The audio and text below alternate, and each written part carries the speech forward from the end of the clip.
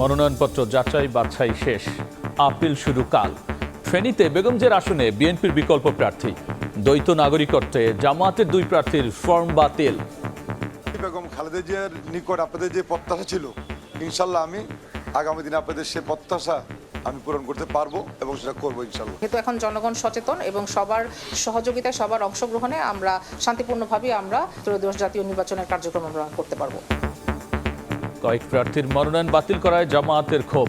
সুষ্ঠু নির্বাচনে ভূমিকা রাখতে তারেক রহমানের নেতৃত্বে কাজ করছে বিএনপি। শান্তিপূর্ণ নির্বাচন অনুষ্ঠানে যে ভূমিকা পালন করা দরকার বিএনপি তাই করবে, আর নির্বাচন পরিচালনা কমিটি সেই লক্ষ্যকে ধারণ করেই তার কাজ করবে। দেখছিলেন প্রধান শিরোনাম। সন্ধ্যার সময় সঙ্গে আছি আমি গোলাম রাব্বি। এবার অন্যান্য শীর্ষ সংবাদ।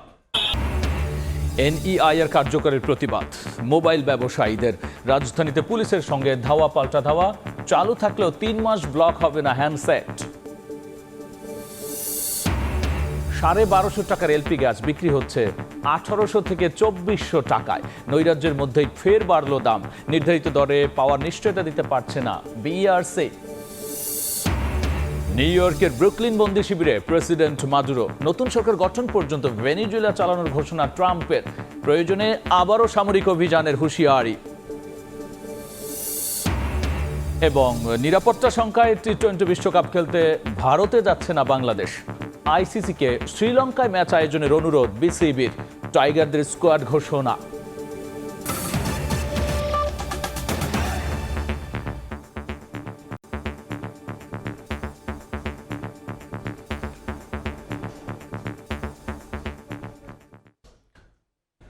ত্রয়োদশ জাতীয় সংসদ নির্বাচনের মনোনয়নপত্র যাচাই বাছাই শেষ। বেগমজের মৃত্যুতে ফেনী এক আসনে বিকল্প প্রার্থী রফিকুল ইসলাম মজনুর মনোনয়ন বৈধ ঘোষণা করা হয়েছে।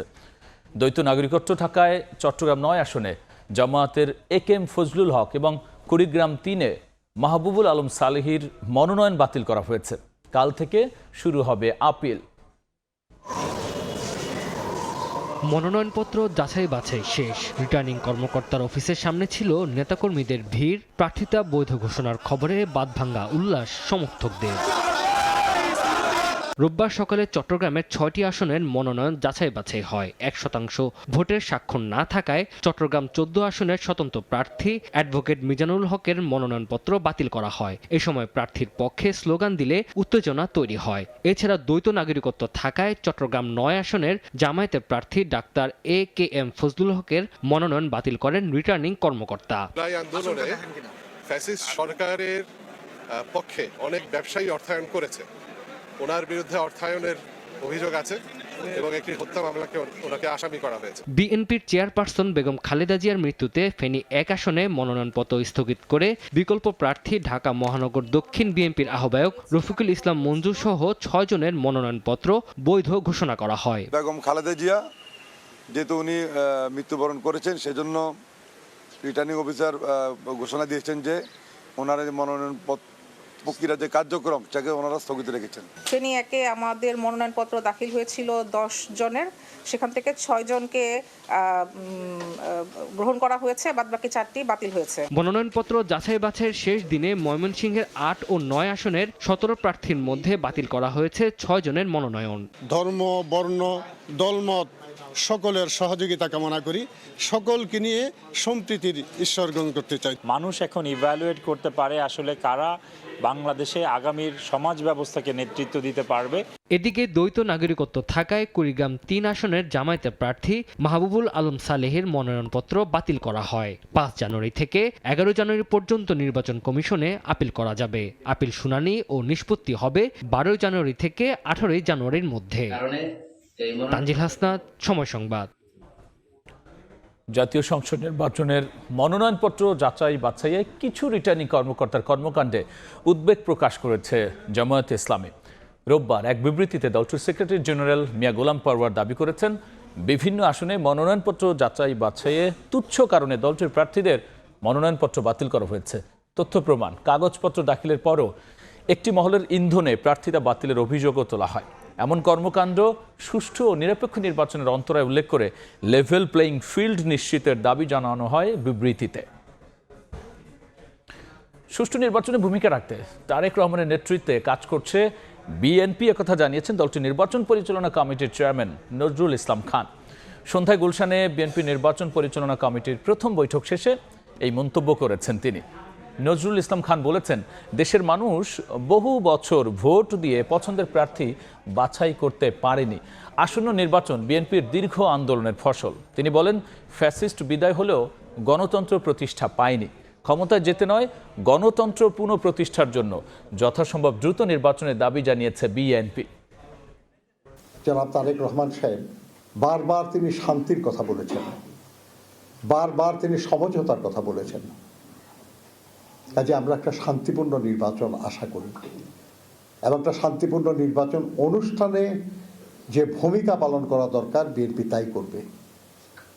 আর নির্বাচন পরিচালনা কমিটি সেই লক্ষ্যকে ধারণ করেই তার কাজ করবে। সিলেটের সাংবাদিকদের সঙ্গে মতবিনিময় শেষে কথা বলছেন বিএনপির মহাসচিব মির্জা ফখরুল ইসলাম আলমগীর। আমরা সরাসরি যাচ্ছি সেখানে। সেটা ঠিক হয়ে যাবে।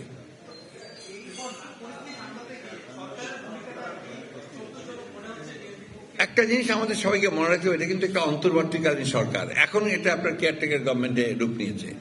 এটার পেছনে কোনো আপনার যে বলে যে জনগণের ম্যান্ডেট নাই, কিন্তু এর মধ্যে তারা যে কাজগুলো করেছে সেগুলোকে আপনাকে অবশ্যই তাদেরকে কৃতিত্ব দিতে হবে।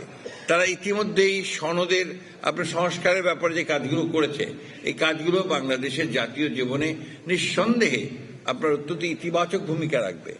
এবং আমরা বিশ্বাস করি যে সংস্কারগুলোতে আমরা রাজনৈতিক দলগুলো প্রায় সবাই একমত হয়েছি। সেই সংস্কারগুলো হলে আমাদের রাজনৈতিক যে কাঠামোতে একটা গুণগত পরিবর্তন আসবে, এটা অবশ্যই আসবে।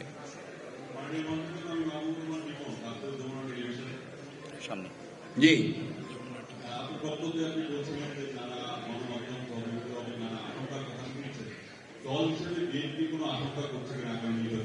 না, আমরা প্রথম থেকে বলে আসছি, নিশ্চয়ই আপনারা লক্ষ্য করেছেন, আমরা কিন্তু নির্বাচন নিয়ে আমাদের খুব বেশি আশঙ্কা কখনো ছিল না। আপনার মিডিয়ারা কিছু কিছু আশঙ্কার কথা বলেন, অন্যান্যভাবে অন্যান্য আমাদের যারা আছেন টক শো যারা করেন তারাও বলেন, কিন্তু আমরা দল হিসাবে কিন্তু আমরা কখনোই আমরা নির্বাচনের ব্যাপারে আমরা কোনো আশঙ্কা করিনি। আমরা প্রথম থেকে নির্বাচন চেয়েছি এবং নির্বাচনের পথে থেকেছি, নির্বাচন প্রস্তুতি নিয়েছি এবং আমাদের বিশ্বাস ছিল যে নির্বাচন সঠিক সময় হবে। এবং অন্তর্বর্তীকালীন সরকারের প্রধান উপদেষ্টা এবং আমাদের নেতা তারেক রহমানের সঙ্গে লন্ডনে যে বৈঠক হয়েছে, সেই বৈঠকের পর থেকেই কিন্তু এটা নির্ধারিত হয়ে গেছে যে ইলেকশন হচ্ছে, সেটা সঠিক সময়ে উপযুক্ত নির্বাচন হবে। এনইআইআর কার্যকরের প্রতিবাদ মোবাইল ব্যবসায়ীদের আন্দোলন ঘিরে রণক্ষেত্রে পরিণত হয় কারওয়ান বাজার। দফায় দফায় হয় সংঘর্ষ পুলিশের সঙ্গে, আর দাবি না মানলে আন্দোলন চালিয়ে যাওয়ার ঘোষণা দিয়েছেন ব্যবসায়ীরা। এদিকে এনইআইআর বাস্তবায়নে সবাইকে শরিক হওয়ার আহ্বান জানিয়েছে বিটিআরসি। এনইআইআর চালুর প্রতিবাদ ও গ্রেফতারকৃতদের মুক্তির দাবিতে রোববার সকাল 10:30টার দিকে কারওয়ান বাজারে সড়ক অবরোধ করেন মোবাইল ফোন ব্যবসায়ীরা। যান চলাচল ব্যাহত হওয়ায় লাঠিচার্জ করে পুলিশ। আন্দোলনকারীরা ইটপাটকেল ছুড়লে নিয়ন্ত্রণের বাইরে চলে যায় পরিস্থিতি। পরে টিয়ার শেল, সাউন্ড গ্রেনেড ও জলকামান দিয়ে আন্দোলনকারীদের ছত্রভঙ্গ করে পুলিশ। দফায় দফায় সংঘর্ষে আহত হন আন্দোলনকারী, পুলিশ সদস্য ও গণমাধ্যম কর্মী সহ অনেকে। আটক করা হয় বেশ কয়েকজনকে। হুট করে একটা ফোনের জন্য আপনার 45% ট্যাক্স নির্ধারণ করে দেন, সেটা একদম অযৌক্তিক ভাই। এনএআর সিস্টেম যেটা আছে সম্পূর্ণটা ভুলে ভরা। নয় সেন্টিগ্রেডকেই শুধু সীমাবদ্ধ না রেখে সবাই যেন ট্যাক্স দিয়ে বাংলাদেশে মাল ইম্পোর্ট করতে পারে। পরে মোতালেব প্লাজায় আন্দোলনকারীদের সঙ্গে বৈঠকে ধৈর্য ধরার আহ্বান জানায় প্রশাসন। তবে দাবি না মানা পর্যন্ত সহনীয় পর্যায়ে আন্দোলন চালিয়ে যাওয়ার ঘোষণা দেন ব্যবসায়ীরা। আপনারা সহিংস আন্দোলন করবেন না, অহিংস আন্দোলন করবেন, তবে আন্দোলন চলমান থাকবে। আর স্টক লট বৈধ হবে, যদি স্টক লট থাকে সেগুলো কি হবে? বৈধ হবে। এদিকে সকালে আগারগাঁওয়ে বিটিআরসি ভবন পরিদর্শনে গিয়ে ভাঙচুরে জড়িতদের বিরুদ্ধে আইনি ব্যবস্থার হুঁশিয়ারি দেন প্রধান উপদেষ্টার বিশেষ সহকারী ফয়েজ আহমদ তৈয়ব। জানান এনইআইআর সিস্টেম চালু থাকলেও আগামী 3 মাস কোনো হ্যান্ডসেট ব্লক হবে না। রাষ্ট্রীয় প্রতিষ্ঠানে এই ধরনের হামলার ঘটনা একেবারেই নজিরবিহীন। যারা এর সাথে জড়িত তাদেরকে আইনের আওতায় আনার জন্য আমরা স্বরাষ্ট্র মন্ত্রণালয়কে অনুরোধ করেছি। এটা নিয়ে মামলা হয়েছে। এদিকে সন্ধ্যায় এক প্রেস বিজ্ঞপ্তিতে এনইআইআর বাস্তবায়নে সবাইকে শরিক হওয়ার আহ্বান জানায় বিটিআরসি।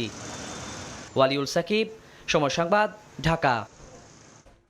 এলপি গ্যাসের জন্য গুনতে হচ্ছে দ্বিগুণ দাম। এমন নৈরাজ্যের মধ্যেই দাম বাড়লো আরেক দফা, 53 টাকা বাড়িয়ে 12 কেজি সিলিন্ডার 1306 টাকা নির্ধারণ করেছে বিইআরসি।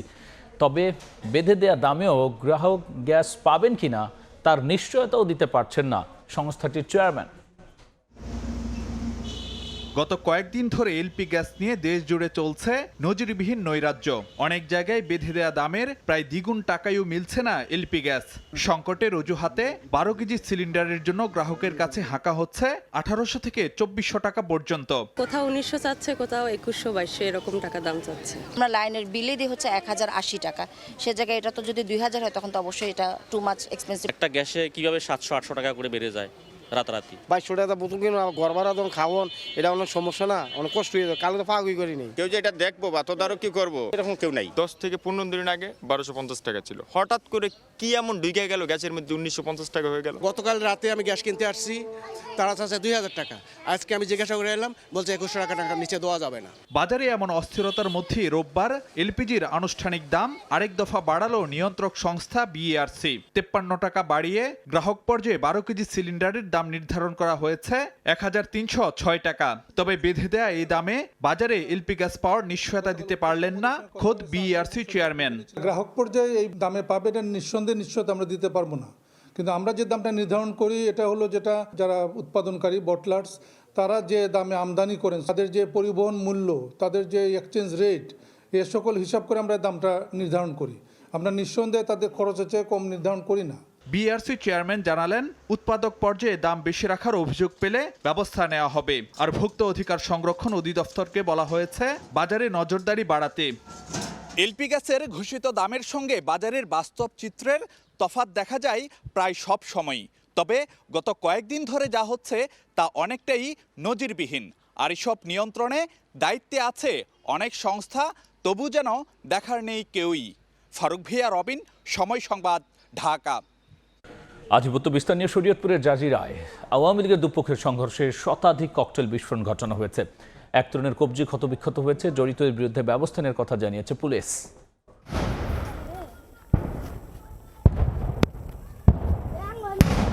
মুহুর্মুহুর ককটেল বিস্ফোরণ, চলে ধাওয়া পাল্টা ধাওয়া, রণক্ষেত্রে পরিণত হয়।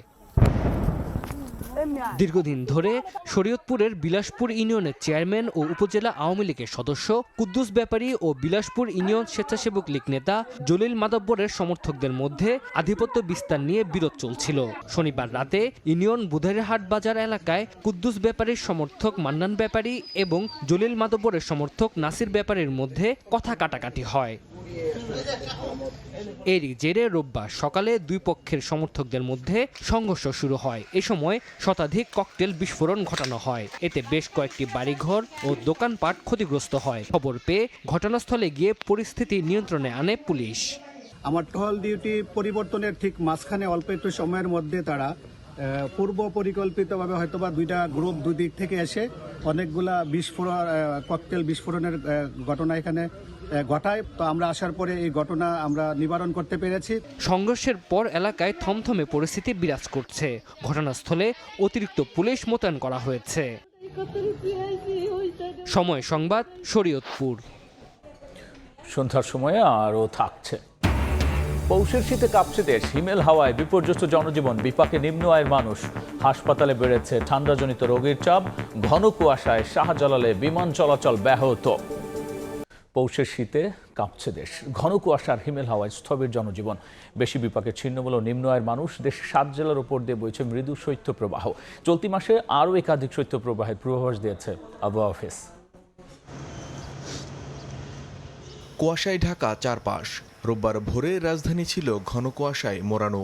সকাল 10টার দিকে সূর্যের দেখা মিললেও কনকনে ঠান্ডায় স্থবির হয়ে পড়ে জনজীবন। রাজধানীর তাপমাত্রা নামে 12 ডিগ্রি সেলসিয়াসের ঘরে।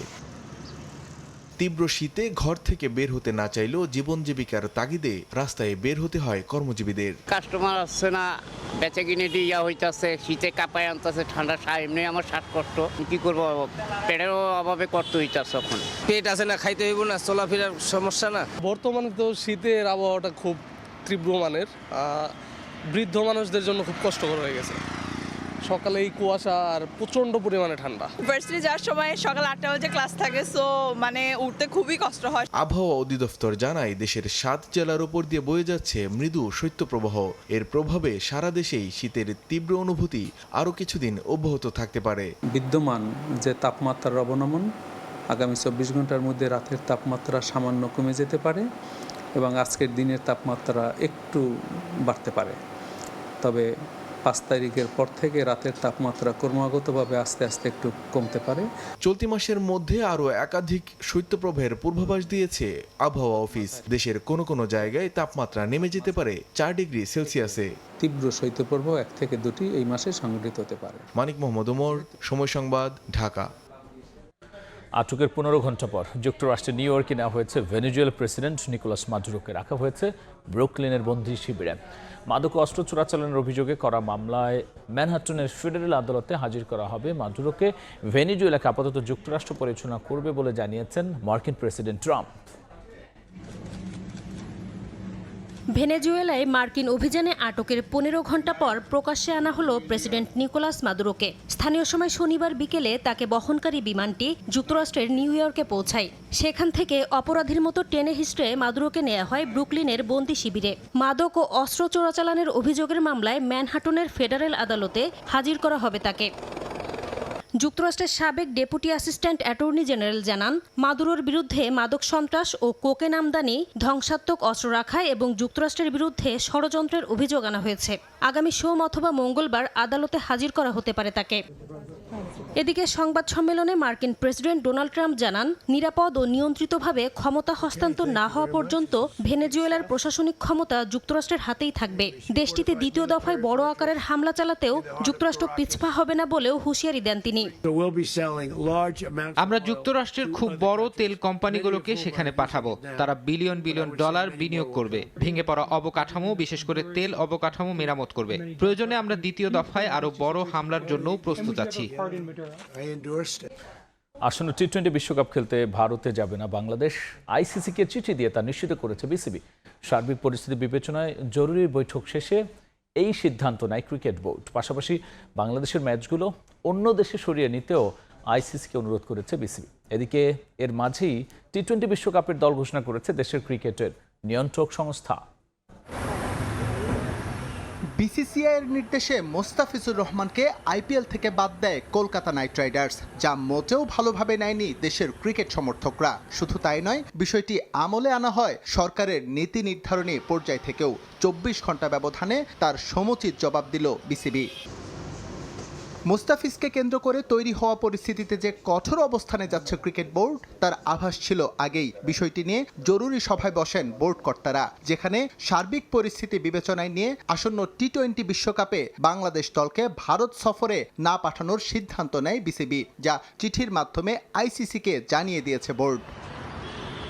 7 ফেব্রুয়ারি থেকে শুরু হতে যাওয়া টি-20 বিশ্বকাপের যৌথ আয়োজক ভারত ও শ্রীলঙ্কা। সূচি অনুযায়ী গ্রুপ পর্বে বাংলাদেশের প্রথম 3 ম্যাচ অনুষ্ঠিত হওয়ার কথা কলকাতা ও শেষ ম্যাচ মুম্বাইয়ে। আপত্তি জানিয়ে বাংলাদেশের ম্যাচগুলো সরিয়ে নিতে আইসিসিকে অনুরোধ জানিয়েছে বিসিবি।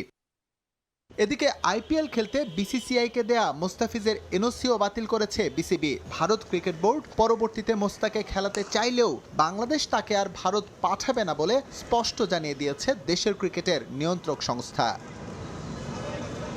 এস এম ইকবাল, সময় সংবাদ। এ পর্যায়ে শীর্ষ সংবাদ জানিয়ে দিচ্ছি আরও একবার। মনোনয়নপত্র যাচাই বাছাই শেষ, আপিল শুরু কাল। ফেনীতে বেগম জিয়ার আসনে বিএনপির বিকল্প প্রার্থী, দ্বৈত নাগরিকত্বে জামাতে 2 প্রার্থীর ফর্ম বাতিল। এনইআইআর কার্যকরের প্রতিবাদ মোবাইল ব্যবসায়ীদের। রাজধানীতে পুলিশের সঙ্গে ধাওয়া পাল্টা ধাওয়া, চালু থাকলেও 3 মাস ব্লক হবে না হ্যান্ডসেট। এবং 1250 টাকার এলপি গ্যাস বিক্রি হচ্ছে 1800 থেকে 2400 টাকায়। নৈরাজ্যের মধ্যেই ফের বাড়ল দাম। নির্ধারিত দরে পাওয়ার নিশ্চয়তা দিতে পারছে না বিআরসি।